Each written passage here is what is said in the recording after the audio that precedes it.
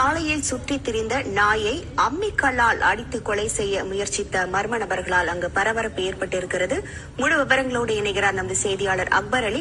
வணக்கம் அக்பர் அலி. தற்போது அங்கு இருக்கக்கூடிய சூழல் என்ன?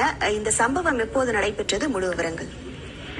வணக்கம். புதுச்சேரியில் நாயை அம்மிக்கல்லால் அடித்து கொல்ல முயற்சி செய்த மர்ம நபர்கள் மீது போலீசார் வழக்கு பதிவு செய்து விசாரணை மேற்கொண்டு வருகின்ற நிலையில் தற்போது தாக்கப்பட்ட நாய் குறித்த வீடியோ வெளியாகி இணையத்தில் வைரலாகி வருகிறது.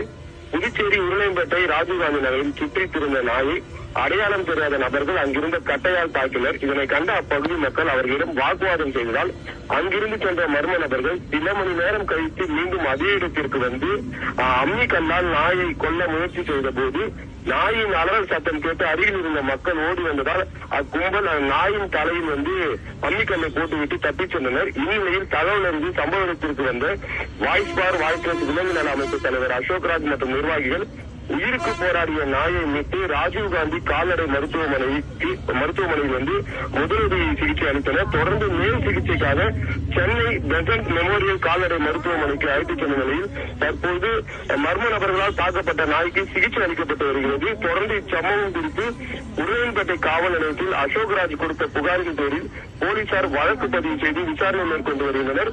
இந்நிலையில் தாக்குதலுக்கு உள்ளான நாய் குறித்த வீடியோ தற்போது வெளியாகி சமூக வலைதளங்களில் வைரலாகி வருகிறது.